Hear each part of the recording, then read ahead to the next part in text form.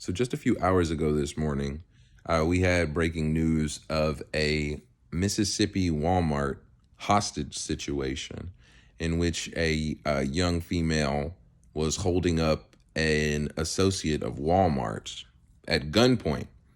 And it has now since been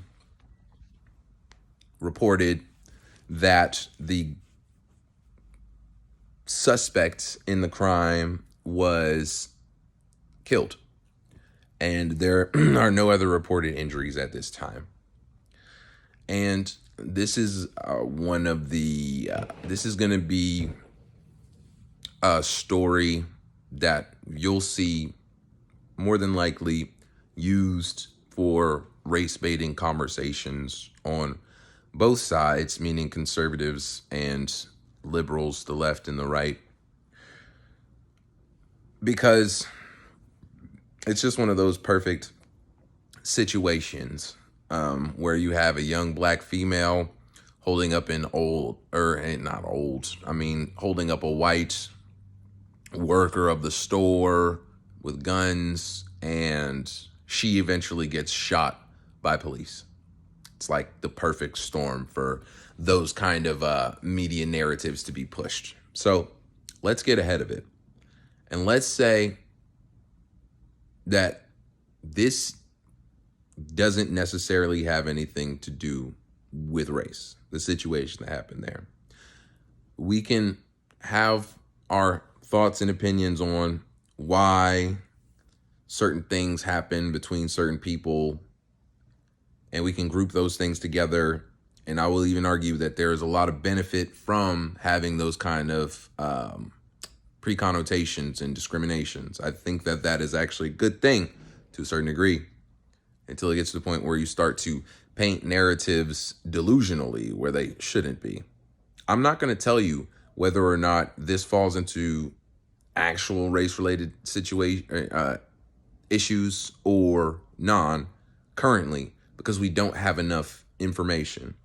One thing I will draw attention to is, though, look at the reactions of people immediately.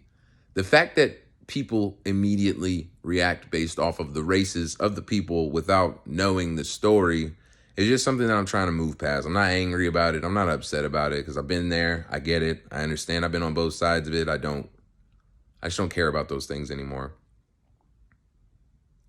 The 1350 rule that we're not supposed to acknowledge, the racism that does go on in America that we're not supposed to acknowledge. The fact is that both of it is true, and both of it has been hyperbolized and used as a bludgeoning tool by one side or the other to commence this eternal political crusade that we have in the United States of America. Meanwhile, things like what happened in Maricopa County are going on, where people don't realize that that is the actual big story of the country. It's far too easy to be distracted by a black and a white person getting into an altercation in a Walmart and talking about how messed up the world is. And the world is messed up. And the United States is messed up in the current state that it's in. So I'm not trying to say that any of that is wrong. I'm just saying that we need to start looking at the bigger picture of these situations. We need to start having real conversations, real uncomfortable conversations about the reality of what's going on a case-by-case level and statistical averages. Because only by addressing those things and being well-equipped with knowledge and information can we move forward and choose to make better decisions for ourselves as individuals and as a society. And once again, I'm not going to laugh at this situation. It's a horrible situation nobody ever wants to imagine being placed into. I am going to say this is another one of those situations that's worthy of ridicule. And I'm going to hold off on my personal ridicule until we find out more of the story and how it actually started. As more information unfolds from the scene, we will find out. And I will keep you updated here, because I'm just calling it right now. I have a feeling that this story will be blown up.